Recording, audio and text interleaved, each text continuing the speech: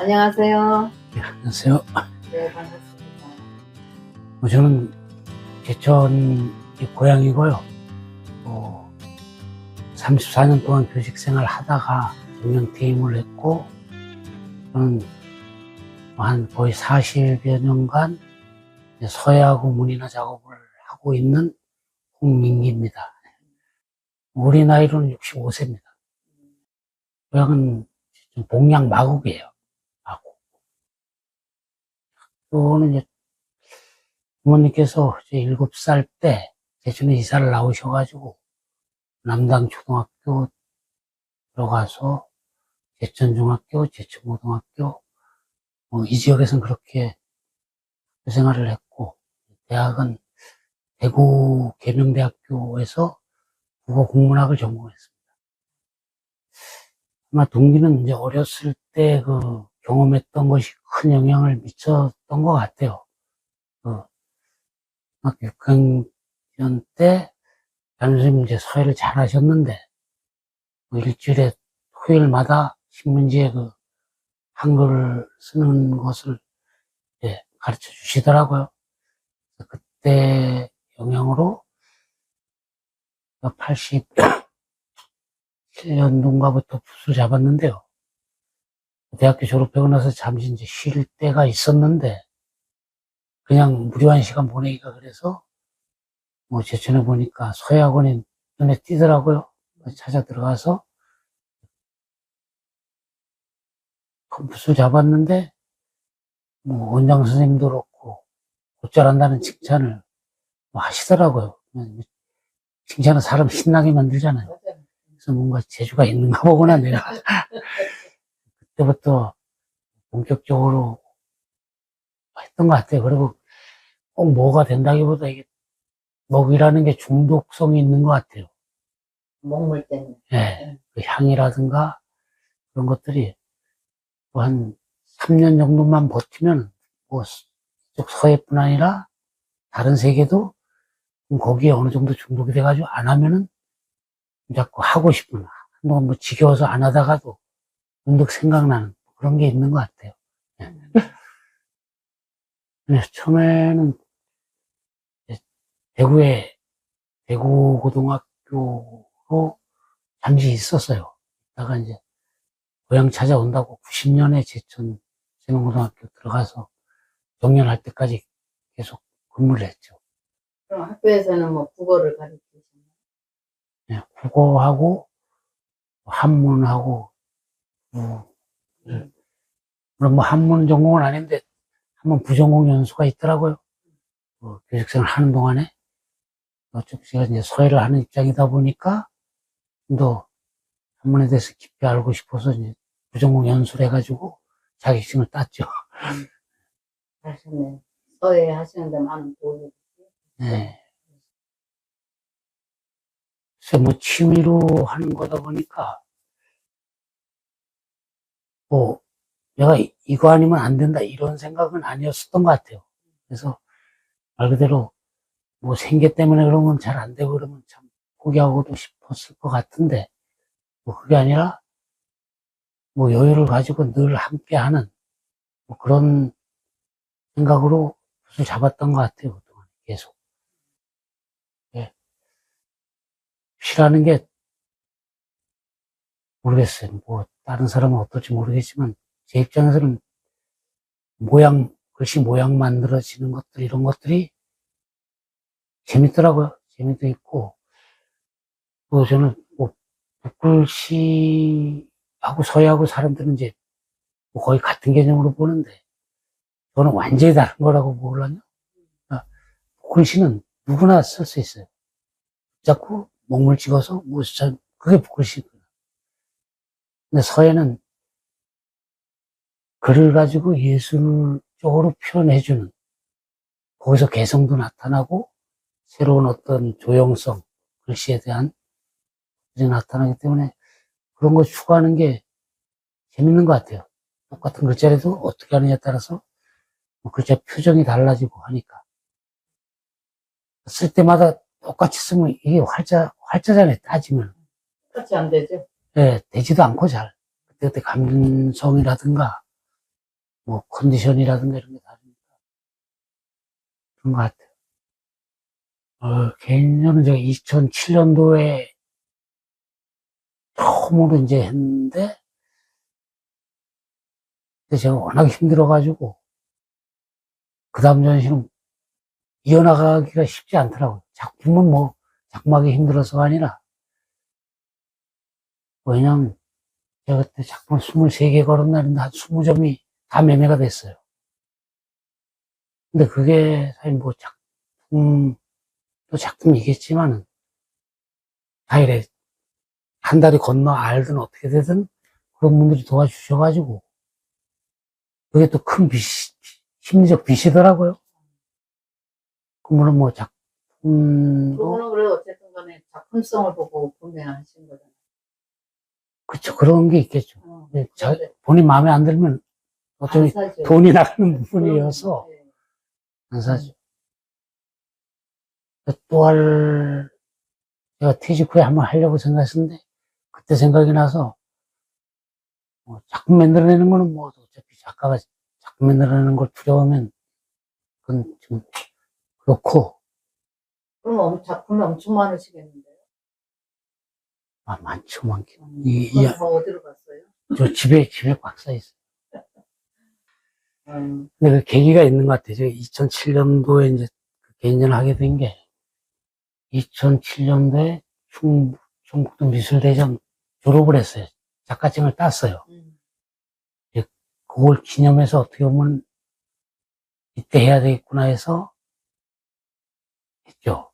이제 그때 서예뿐 아니라 지금 뭐 그림도 하고 있는데 한 반반 정도 해가지고 전에 전시를 했어요. 그리고 뭐 지나서 2014년도에 국전 졸업을 했어요. 대한민국 미술대전.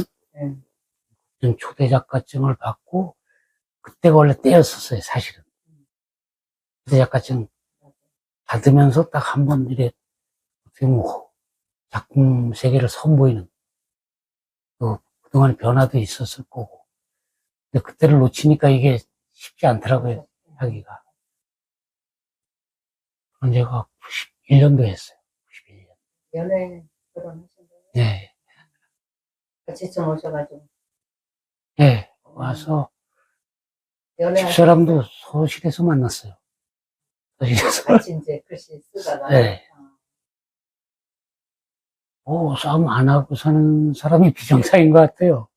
어차피 뭐 젊었을 때는 서로 또 안 맞고 또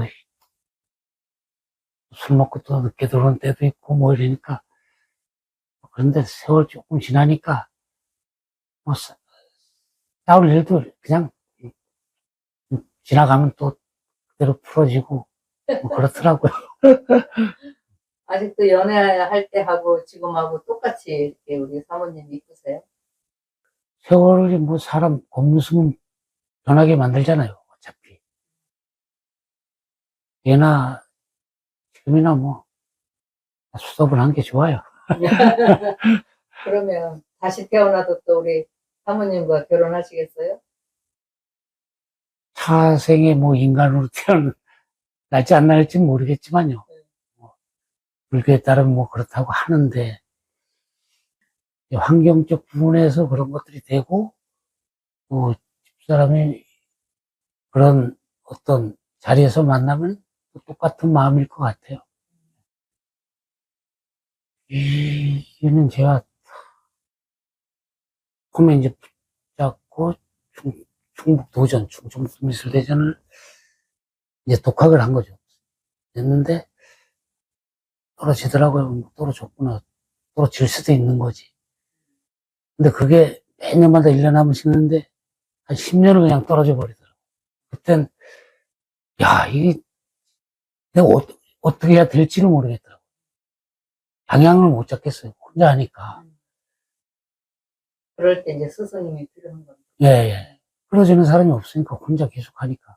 근데 소로는 제가 이제 전시를 보잖아요. 입선 작품들 가서 쭉 보면은 수준을 그때부터 벌써 볼 수 있었어요.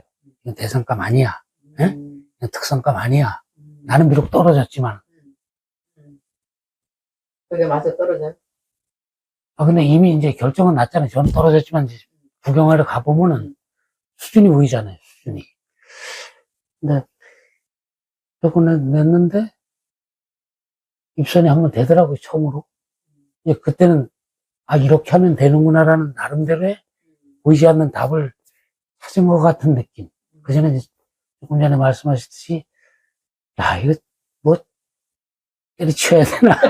뭐 이런 생각, 글쎄 말이에요. 한 10년 정도를 내리 떨어지니까 방향성을 못 잡겠으니까 이게 치고 싶은 생각도 있죠. 근데 잘 견디신 것 같아요. 네. 그때가 되면 또 시기가 나오면 또 해봐야지 뭐 이런 또 자꾸 만들고. 아니, 그러고 나서 한 번도 떨어져 본 적이 없어요. 제대로 이제 계속 해가지고서는 음. 5점인가 졸업 점수가요? 입선 하나가 1점이에요. 네. 입선만 해가지고 졸업하려면 15점 돼야지, 15년이 지나야지, 요즘 초대작가증을 받을 수 있는 거예요. 그래서 1년에 한 번씩 출품해서 1점씩 꼭 따야 되겠네요. 네. 그래도 15년 걸리니까 그게, 이제 혼자 해가지고 우수상도 한번 받고, 특선도 받고 그러니까 세월이 좀 줄었죠. 일단 작품을 하려면 좀 좋은 글귀를 찾아야 되잖아요. 그러니까 내가 책을 보고 싶지 않아도 작품을 하려면 책을 볼 수밖에 없는 그런 걸 찾아내기 위해서 내 마음에 드는 글귀. 뭐 그런 책하고의 연결도 자연스럽게 하게끔 만들고, 저희가 이제 우리 전통적인 서예는 말 그대로 확선제목 꽉 채우는 그런 건데, 이제 변화를 주기 시작하니까 이게 현대적인 어떤 그런 디자인적 감각이 필요한 것 같아요, 요즘은. 저 있는 작품 이제 올해 한 작품인데, 초려 3간이에요. 초려 3간, 3칸짜리 초가집. 그리고 이 작업실을 마련한 소감이나 느낌을 그 밑에 한글로 쭉 적은 거예요. 그러니까 전통적인 서예 작품하고는 좀 다르잖아요. 조형성이라든가 여백을 확 줘가지고 시원하게 만든다든가, 뭐, 그런 거 하고, 미적 감각이 남들하고는 좀 다른 것 같아요. 딱 볼 때. 딱 보는 순간에 감각적으로. 그런 능력을 길러주는 것 같아요. 저 공부할 때, 그러니까 내 혼자 뭐 해가지고 내 글씨 맺는다? 이거는 좀 그렇고, 다 그 고전에 기초해서, 뭐 갑골문서부터 전서, 예서, 해서, 행서, 초서, 뭐, 그 안으로 들어가면 복잡하죠. 뭐, 행서만 하더라도, 뭐 왕의지를 필두로 해서 안진경, 뭐, 책들이 있잖아요. 그런 것들을 한 번씩은 다 거의 섭렵해왔죠. 쭉 돌아봤어요. 한 번에 끝나는 게 아니라 몇 번씩 또 써보고, 그걸 본을 삼아서. 그 과정을 거쳐야지 당필이 안 되는 것 같아요. 서당필이. 그냥 힘없이 그냥 모양만 좋게 만드는 거. 근데 처음에는 약간 좀 공허하긴 하더라고요.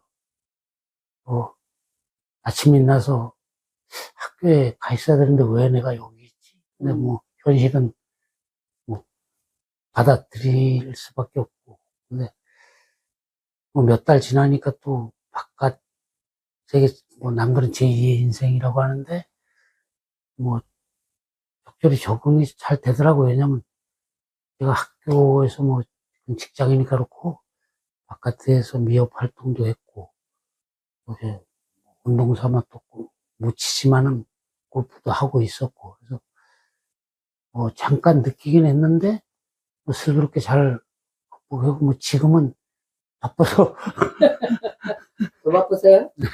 공직생활 하실 때보다? 요즘 하는 게 골프니까요. 운동하시고. 운동. 옛날에 뭐 등산도 좋아했는데, 세월이 지나다 보니까 쉽지 않고 해서, 아까도 말씀드렸지만, 제가 정적 작업을 하다 보니까, 뭐 동적인 것이 있어야지 이게 하모니가 잘 이루어지고, 한쪽에 매몰되지 않는 것 같아서 좋은 것 같아요. 운동하는 게. 그래서 전시회는 뭐, 그, 제가 1년에 한 10번 정도는 어떻게 보면 의무적으로 작품을 해요. 뭐, 국전 초대작가전, 문인화협회 초대작가전, 또 미협 전시, 뭐, 충북도전 초대작가전, 여기저기 이제 의무적으로 낼 수밖에 없는. 근데 그런 게 좀 좋은 것 같아요. 왜냐하면 학생들 이러면 숙제 없으면 공부 안 하잖아요. 저는 그게 숙제예요. 맞아. 아, 이때까지 내야 되니까, 요새는 왔다 갔다 하면서 머릿속으로 구상만 하고 있다가, 다른 그렇잖아요. 시간적 여유가 많으면 이게 이루어지지 못해요. 급박했을 때 이때 맞아. 영감도 탁탁 떠오르고 다가왔을 때 집중도 되고 그러는 것 같아요. 그래서 뭐 그래 작품 활동하면서 작품은 이제 그 여기 작업실을 꾸몄듯이 작업실 잘 꾸려가지고 그게 영상? 예, 제가 가까웠던 재능을 관심 있는 분이 있으면 그들에게도 같이 나누면서 진짜 어렵게 공부를 해가지고 잡는 것도 뭐 여러 가지를 다 해봤어요. 그런데 많이 겪어보니까 쉽게 말하면 뭐로 가도 서울만 가면 되는데 힘들잖아요. 올바르게 빨리 갈 수 있는 길 그런 것들을 노하우죠. 경험에 따른 노하우 그런 거를 좀 전해주고 싶고 또 글쓰는 사람들 보면 선생이 안 도와주면 작품을 못해요. 그래서 그 작품을 어떻게 구상하는가 뭐 그런 것도 누가 얘기 안 해주면 모른단 말이에요. 어떻게 작품을 하지? 제가 왜 이런 얘기를 하면 글귀 선택을 했어. 이거 쓴다고 작품이 아니거든요. 이거를 공간이라든가 이런 것들을 다 어떻게 보면 생각해서 해야지 이게 잘 어우러졌을 때 모르는 사람이 봐도 좋다고 느끼는 거예요. 근데 요즘 한문을 잘 모르잖아요. 저도 약하지만은. 근데 또 관객에게 감동을 줄 수 있는 거는 그 느낌이에요, 느낌. 내용 몰라도 돼. 느낌. 그냥 딱 봤을 때, 야, 좋다. 느낌. 그 이제 공간 구성이나 선질. 뭐, 선이 생명이에요. 서에도 그렇고, 좀 문이나 계통도 선이 생명이다, 선. 선을 어떻게 했을 때 이게 말 그대로 세속적이지 않은 선을 내느냐. 네. 그런 거나 이제 제가 가지고 있는 노하우를 부학들한테 좀 알려주고 싶은 게 좀 미래의 꿈이죠. 근데 뭐 서해는 뭐 나갈 일은 없고 문이나도 어떻게 보면 이제 매낭국죽을 바탕으로 해서 보통 옛날 어떻게 보면 관념의 세계를 많이 그리잖아요. 근데 관념도 사실을 경험하고 나서 거기에 변형 씨가 자기 관념에 들어가는 거지. 그래서 좋은 풍경 보면 사진을 찍게 돼요, 저절로. 누구나 그렇잖아요. 그래서 밖에 저 작품이 사이남인데, 사이남? 이것도 실제로 가서 보면 저렇지 않아요. 달라요. 또 뭐, 저 멀리 보이는 뒷산, 저렇게 맥히지도 않았어요. 근데 그거 해가지고 저희가 그 산이 없으면 빠지잖아요. 그래서 막아놓은 거예요, 일부러. 그렇게 바꾼다고. 네. 느낌상 계속해서 뭔가 연결되어 있는. 저는 굳이 해놓고 나면 허하게 느껴져요. 이거 막아야 되겠구나 해서 변형을 하는 거죠, 조금씩. 사실을, 근거를 두고. 큰아이는 뭐 결혼해가 서울, 딸내미인데 서울에 가 있고, 작은아이는 지금 뭐 준비 중이고요. 근데 뭐 가족들한테는 어떻게 보면 표현을 안 해서 그렇지 많이 미안하죠. 왜냐면 어떤 한 곳에 집중한다라는 것은 어떤 많은 부분을 포기해야 되는 부분이 있어요. 뭐 그런 것들이 가족의 희생도 필요하고. 네, 보이지 않지만은 그런 것들이 옆에서 다 묵묵히를 줬으니까 어떻게 보면 제가 이 길을 쭉 걸어올 수 있었던 것 같아요. 뭐 집사람도 그렇고 아이들도 그렇고 때문에 어떻게 보면 그들이 어떻게 보면 아빠로서 앞서가지고 인생길 이런 거를 인도하고 뭔가 조언을 많이 해줬어야 되는데 뭐 그러지 못한 게 미안하죠. 미안한데 아이가 자기 길 잘 찾아가더라고요. 딸내미 같은 경우는.